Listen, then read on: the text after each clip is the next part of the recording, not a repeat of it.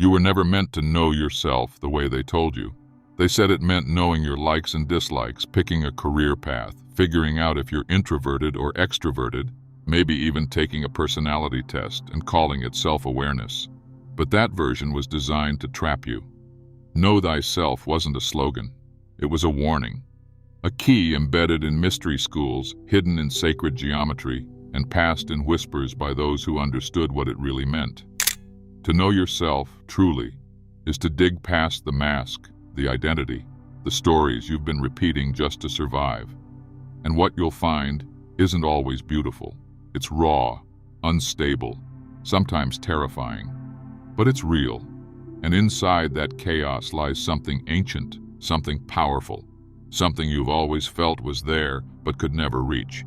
That's why the ancients guarded this phrase so closely, because if you unlock it, nothing stays the same, and this is just the first fracture. Most people never reach that fracture point. They live their whole lives inside a mask so convincing, even they forget it's there. But ancient initiates knew the mask was the enemy. They called it the false self, a construct built from cultural scripts, parental expectations, and survival-based habits. And it's clever. It adapts. It learns how to play spiritual, how to pretend to grow. But know thyself demanded more than spiritual theater. It required war. A war against the parts of you that lied to fit in, stayed silent to avoid judgment, or smiled to hide the emptiness. That's why mystery schools didn't teach this phrase to everyone. You had to prove you were ready, not with words, but with the willingness to burn illusions, especially the ones you secretly love. Because knowing your true self isn't about feeling good, it's about seeing clearly, and when you start to see, something else begins to awaken. That awakening doesn't come with fireworks or bliss. It comes with discomfort. You begin to see how much of your life has been performed, how many decisions were made not from truth, but from fear. The job you chose, the relationships you stayed in, the beliefs you inherited without questioning, and it hits you. If you didn't choose those things consciously, then who did? This is where the real self starts to emerge, not as a new version of you, but as what's always been buried under the noise. It doesn't shout, it whispers. At first you may ignore it. It sounds unfamiliar, even wrong.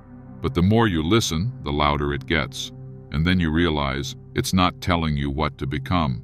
It's reminding you of what you already are. That's when you start shedding layers, not adding new ones. And the more you peel back, the more everything you thought you knew starts to unravel. If this awakens something in you, subscribe, and don't let it fall asleep again. But seeing is only the beginning. Knowing what you're not doesn't automatically reveal who you are. The ancient teachings didn't just say, know thyself, they gave subtle maps for how. It began with silence, not outer silence, but the kind that stares back at you when distractions fall away. The silence where your unfiltered thoughts echo and you're forced to sit with the parts you usually avoid. In that space, something strange happens. Your patterns start talking. The excuses, the self-sabotage, the fake confidence, and for the first time, you don't run. You listen. That's the first practice. Not affirmations, not visualization, just radical presence. You observe without fixing. You witness without judgment. You stop trying to become someone and start unlearning who you're not.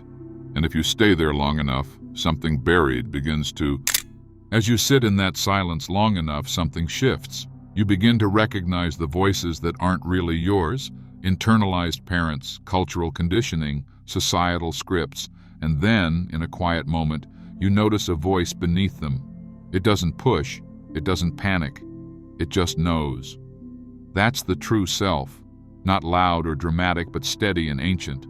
The teachings called it the divine spark, the inner observer, the still point. It doesn't tell you who to be, it shows you what you've always been, but it can't be forced. It reveals itself when you stop performing. That's the next step. Surrender, not giving up, letting go of control. You stop managing your image, stop chasing validation, and instead, you let truth rise. And the more truth you allow, the more the mask starts to disintegrate. Not in one moment, but layer by layer, thought by thought, belief by belief. But as the mass crumbles, what's underneath isn't always light. It's messy, conflicted, full of anger, grief, shame, parts of you were taught to hide. The shadow, not evil, but exiled, banished because it didn't fit the version of you the world applauded. But here's the truth. What you repress doesn't disappear. It directs your life from the dark. The ancient initiates knew that you couldn't reach the true self without first facing the false self's closet and opening every locked drawer. That's the deeper layer of know thyself, not just light, but shadow integration. You sit with the pain instead of numbing it. You name the wound instead of burying it. And in doing so, something alchemical happens. The things you feared become the fuel for your clarity, because your darkness isn't your enemy, it's your doorway. And the question is, will you walk through it? When you step through the shadow, something subtle yet irreversible shifts. You stop needing to be fixed because you realize you were never broken. You stop chasing an identity because you no longer need to be someone. What emerges isn't a better version of you. It's the real you, uncovered. The part that existed before the labels, the traumas, the conditioning. It doesn't seek approval. It doesn't fear rejection. It simply is. And in that presence, there's power. Not forceful, but magnetic. People feel it without knowing why. You speak less, but your words land deeper. You move differently, think differently, because you're no longer performing reality. You're embodying it. This is what the mystery schools meant when they spoke of the inner temple, a state where the self is aligned with source, not strategy. But to stay here, one final test remains. The final test isn't a dragon to slay or a mountain to climb. It's far simpler and far harder. It's to stay when everything in you wants to escape back into comfort, distraction, performance. To hold your ground when the silence grows heavy, when the truth feels too raw, when your old identity begs to return. Most people run, even initiates, even seekers. But those who stay, they cross an invisible threshold. They don't become enlightened in a flash of light. They dissolve into what they always were, awareness, stillness, alignment. And from that space, life isn't something you chase or fix. It flows through you. You act without overthinking, speak without needing approval, love without attachment. Know thyself was never about self-improvement. It was about self-remembering. You are not a problem to be solved. You are a truth to be remembered. And now the question isn't, who are you? It's, are you willing to stop pretending you're not?